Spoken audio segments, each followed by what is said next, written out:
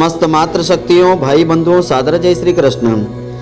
धर्म ग्रंथों के अनुसार सभी एकादशियों में देव उठनी एकादशी का व्रत बहुत ही खास और मंगलमय होता है। इस व्रत को जो भी स्त्री पुरुष श्रद्धा के साथ करते हैं उन्हें सभी एकादशियों का फल मिलता है। तो मित्रों, आज आपको हम बताएंगे इस एकादशी में किन खास नियमों का पालन करना चाहिए और किस प्रकार से भगवान का पूजन अर्चन आपको करना चाहिए जिससे कि इस व्रत का पूरा फल आपको मिल सके। तो मित्रों, पूरे वीडियो को आप ध्यान पूर्वक अवश्य देखें, तभी इसका संपूर्ण फल आपको मिलेगा। मित्रों, आप सभी का बहुत बहुत स्वागत है आपके अपने ही चैनल एस्ट्रो गुरुजी में। यदि आपने अभी तक हमारे चैनल को सब्सक्राइब यदि नहीं किया हो तो अभी सब्सक्राइब कर लें और बेल आइकन को अवश्य दबाएं, जिससे हमारे अगले आने वाले नए वीडियो की नोटिफिकेशन सबसे पहले आपके पास पहुंचे। आप नित्य नई ज्ञानवर्धक जानकारियां व नित्य का राशिफल हमारे चैनल से प्राप्त करते रहें। तो इस साल देव उठनी एकादशी का व्रत 23 नवंबर 2023 गुरुवार के दिन रहेगा। इस दिन भगवान विष्णु जी 5 माह की निद्रा के बाद जागते हैं और इसके बाद से ही सभी शुभ मांगलिक कार्यों की शुरुआत हो जाती है। तो इस दिन लोग अपने घरों में भगवान सत्यनारायण जी की भी पूजा करते हैं, कथा सुनते हैं और तुलसी जी और शालिग्राम के विवाह का आयोजन करते हैं। तो देव उठनी एकादशी इस साल 23 नवंबर को रहेगी। माना जाता है कि देव उठनी एकादशी को भगवान श्री हरि 5 माह की गहरी निद्रा से जागते हैं। तो भगवान के सोकर उठने की खुशी में देवोत्थान एकादशी का पर्व रहता है। तो इसी दिन से सृष्टि को भगवान विष्णु जी संभालते हैं। इसी दिन तुलसी जी से उनका विवाह संपन्न किया गया था। तो इस दिन व्रत करने का विशेष महत्व होता है। जो भी स्त्री पुरुष इस दिन श्रद्धा पूर्वक व्रत करते हैं उन्हें अनंत गुणा फलों की प्राप्ति होती है। परंपराओं के अनुसार देव उठनी एकादशी में तुलसी जी का विवाह संपन्न हुआ था। इसी दिन उनका श्रृंगार करके उन्हें चुनरी ओढ़ाई जाती है और उनकी परिक्रमा की जाती है। तो शाम के समय रोली से आंगन में चौक पूर करके भगवान विष्णु जी के चरणों को कलात्मक रूप से अंकित किया जाता है। रात्रि को विधिवत पूजन करने के बाद प्रातःकाल भगवान को शंख घंटा आदि बजा करके जागरण करवाया जाता है और पूजा करके व्रत कथा सुनी जाती है। तो हिंदू पंचांग के अनुसार कार्तिक मास के शुक्ल पक्ष की एकादशी तिथि 22 नवंबर को रात्रि 11:03 से शुरू होगी। इसका समापन 23 नवंबर को रात्रि 9:01 पर होगा। उदयात तिथि के अनुसार देव उठनी एकादशी का व्रत 23 नवंबर को रखा जाएगा।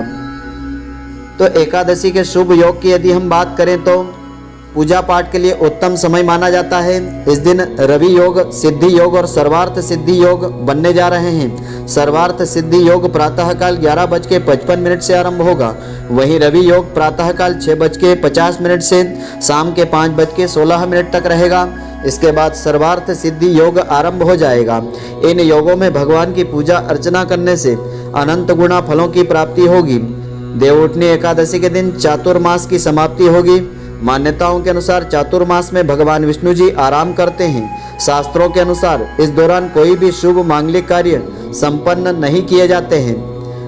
तो देव उठनी एकादशी तिथि से चतुर्मास अवधि खत्म हो जाती है। ऐसा कहा जाता है कि भगवान विष्णु जी शयनी एकादशी को सो जाते हैं और देव उठनी एकादशी को जागते हैं। देव उठनी एकादशी के दिन जातक सुबह सूर्योदय से पहले उठ करके स्वच्छ वस्त्र धारण करें। भगवान विष्णु जी और माता लक्ष्मी जी की पूजा करें। तो शास्त्रों के अनुसार विष्णु जी के अवतार भगवान श्री कृष्ण ने एकादशी को देवी वृंदा तुलसी जी से विवाह किया था। तो इस साल तुलसी विवाह इसी दिन यानी 23 नवंबर को रहेगा। पौराणिक मान्यताओं के अनुसार भगवान विष्णु जी 5 माह की योग निद्रा के बाद इसी दिन जागरण करते हैं। इसी कारण इसी दिन को देव उठनी, देवोत्थान, देव प्रबोधिनी एकादशी कहा जाता है। ऐसे में भगवान विष्णु जी का आशीर्वाद पाने के लिए भक्त लोग कई प्रकार के उपाय करते हैं, लेकिन आशीर्वाद प्राप्त करने के लिए कुछ ऐसे नियम भी हैं जिन्हें देव उठनी एकादशी के दिन भूल करके नहीं तोड़ना चाहिए। तो आइए अब हम जानते हैं वे कौन कौन से खास नियम हैं। तो इस दिन चावल नहीं खाना चाहिए। ज्योतिष शास्त्र और धर्म शास्त्रों के अनुसार किसी भी एकादशी पर चावल का सेवन नहीं करना चाहिए। दरअसल धर्म ग्रंथों के अनुसार केवल देव उठनी एकादशी नहीं बल्कि सभी एकादशी पर चावल खाना हर किसी के लिए वर्जित माना गया है, चाहे जातक ने व्रत रखा हो या नहीं रखा हो। माना जाता है कि इस दिन चावल खाने से मनुष्य को अगला जन्म रेंगने वाले जीव का मिलता है। इस दिन मांस मदिरा से दूरी बनाए रखना चाहिए। धर्म ग्रंथों के अनुसार मांस मदिरा को तामसिक प्रवृत्ति बढ़ाने वाला माना गया है। ऐसे में किसी भी पूजन अर्चन में इन खाने से लेकर मनाही होती है। ऐसे में एकादशी पर इन्हें खाने से तो दूर घर में लाना भी वर्जित माना गया है। माना जाता है कि ऐसा करने वाले जातक को जीवन में कई तरह की परेशानियों का सामना करना पड़ता है और इस दिन महिलाओं का अपमान करने से भी बचना चाहिए। एकादशी के दिन महिलाओं का भूलकर अपमान नहीं करें, वे आपसे चाहे छोटी हो या बड़ी हो। दरअसल माना जाता है किसी का भी अपमान करने से आपके शुभ फलों में कमी आ जाती है। वहीं इस दिन इनके अपमान करने से व्रत का फल नहीं मिलता है, साथ ही जीवन में कई तरह की समस्याओं का सामना भी करना पड़ता है। इस दिन विशेष करके क्रोध करने से भी बचना चाहिए। एकादशी के दिन भक्त भगवान विष्णु जी की आराधना करते हैं। ऐसे में माना जाता है कि इस दिन सिर्फ भगवान का गुणगान करना ही चाहिए। साथ ही एकादशी के दिन भूलकर किसी पर क्रोध नहीं करना चाहिए। वाद विवाद से भी दूरी बना करके रखना चाहिए और इस दिन ब्रह्मचर्य व्रत का पालन करना चाहिए। एकादशी के दिन ब्रह्मचर्य का पालन करना चाहिए। इस दिन भूलकर भी शारीरिक संबंध नहीं बनाने चाहिए। इस दिन भगवान विष्णु जी की पूजा करने से विशेष लाभ की प्राप्ति होती है। तो एकादशी के दिन दान करना उत्तम माना गया है।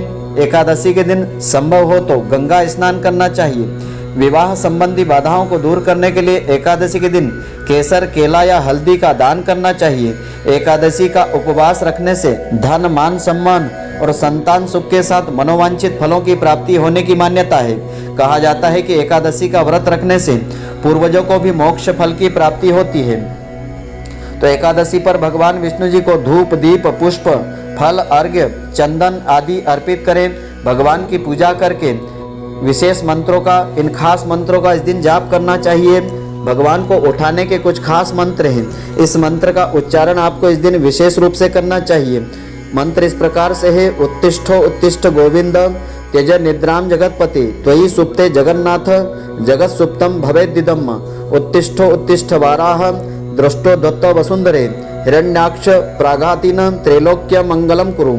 इसके बाद भगवान की आरती करें और पुष्प अर्पित करके इन मंत्रों से भगवान की प्रार्थना करें। इसके बाद सभी भगवान को स्मरण करके प्रसाद वितरण करें। तो मंत्र इस प्रकार से है।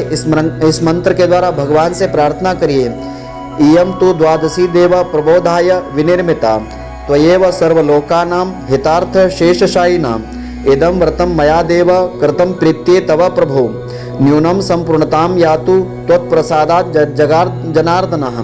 तो इस प्रकार भगवान से प्रार्थना करें तो इस व्रत का पूरा फल मिलता है। तो मित्रों, आशा करता हूँ कि आपको हमारी यह ज्ञानवर्धक जानकारी पसंद आई होगी। यदि आपको पसंद आई हो तो आप हमारे वीडियो को लाइक व अधिक से अधिक शेयर अवश्य करें, जिससे अधिक से अधिक भक्तजन इसका लाभ प्राप्त करते रहें। आप हमारे वीडियो को लाइक करना नहीं भूलें। धन्यवाद। जय श्री कृष्ण मित्रों, फिर मिलेंगे।